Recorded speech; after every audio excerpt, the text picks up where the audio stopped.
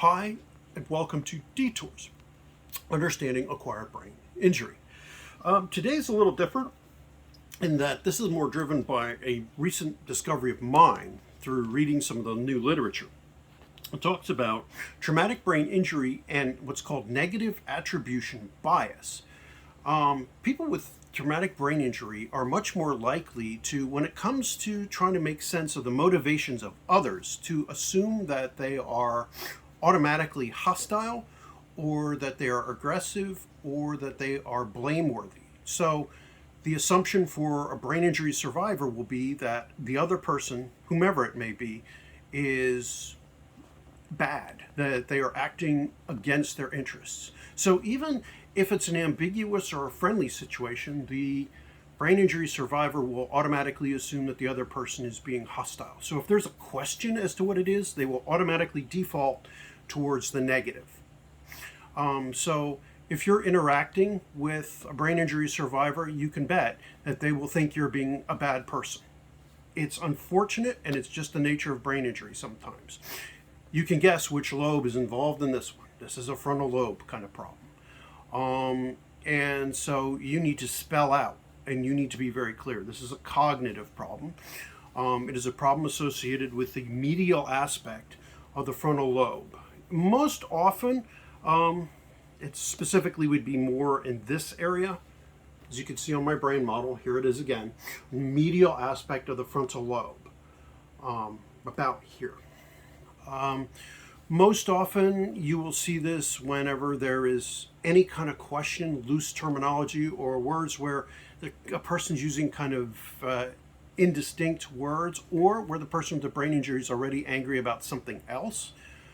And so it comes down to a theory of mind, which is the assumption, and we've talked about this before, both for self and recognizing when you're making mistakes, and when it comes to theory of mind for the other. And that is being able to put together an understanding of, or comprehension of, how the other person is thinking. The theory of mind is that ability to, based on your own understandings of yourself and what your own actions were in the past, how somebody might be acting. And unfortunately, with negative attribution bias, it is the automatic assumption that somebody else always will act poorly. And while trauma may play a role in this yourself, also the fact that your own anger tends to run closer to the surface as a survivor, myself being a survivor, I know that I tend to be more irritable. I know that many times I will assume the other person is dumb or is trying to be mean to me or whatever, even though my rational side says, no, that's not true. Most likely they forgot something, they've got something on their schedule, whatever. For some reason, because I'm angry, or more likely to be angry, I'm more likely to say they're doing it deliberately. Even though the truth be told, rarely is it that. And for survivors out there, if you're dealing with other survivors, maybe stop, think. Does it make sense? Now, sometimes you can't stop and think. And this is where certain medications and treatments come in. This is where stimulants or doses of drugs like Concerta can help, because they allow you to put the brakes by stimulating those areas of the frontal lobe to stop and give you the chance to be reasonable or cognitive about it. This is one of the more serious kinds of problems that make reemployment very hard. If you come in to an employer and assume things about your employer, you're not employed for very long because, well, manager is manager and you're not. Or if you do this with somebody taking care of you, a loved one, a caretaker, it ends up isolating you. Are some people hostile? Sure, absolutely. But the trick is having the skill of discernment. And many times that subtlety, ambiguity isn't there. And it also adds to the problem for like platforms like social media, where things are mostly text driven. And text, we didn't develop over tens of thousands of years to make sense of written text. That's a fairly new thing in humanity. It's very recent. The word is new.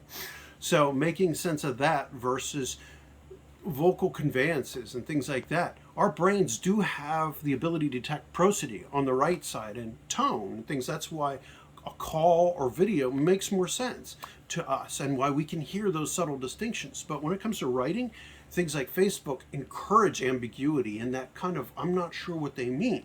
And it quickly leads to conflict. And that negative attribution bias guarantees that there will eventually be hostility and conflict unless there is regular communication. So things like Facebook and Twitter, and Facebook with all of its rules prohibiting what you can say and can't say and what you should say, shouldn't say, guarantees that there are going to be problems. So just to bring up to those of us who are survivors a reminder that already the bias against somebody else is already set in our brains due to brain injury. So maybe check yourself first, and maybe understanding or working with a psychiatrist or neurologist who's trained in brain injury to say, hey, I'm automatically going to be against people, automatically. And so maybe some help making sure that I develop the skills and rehabilitative skills to maybe stop, think, and say maybe a benefit of the doubt is advantageous. So just a quick thought, because these kind of things have an effect on us socially, cognitively, and it's the reason many people are alone who have brain injury. And it's not necessarily the fault of the others. The fault, dear Brutus, does not lie in the stars. It lies in our frontal lobe. Thank you, and thank you for watching.